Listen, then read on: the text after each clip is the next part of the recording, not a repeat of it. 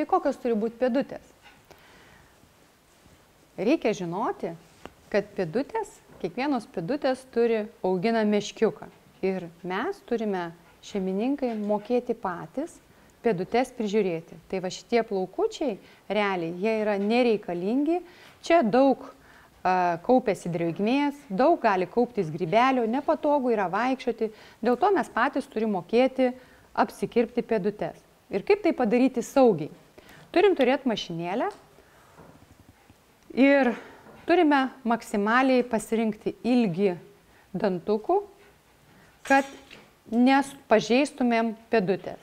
Tai va, tai įsijungiam mašinėlę ir tiesiog pėdutės išlaisvinam nuo kailio pertekliaus. Tai iš tikrųjų labai greitas darbas, nereikalaujantis jokių ypatingų pastangų ir nereikalaujantis eiti į salonus.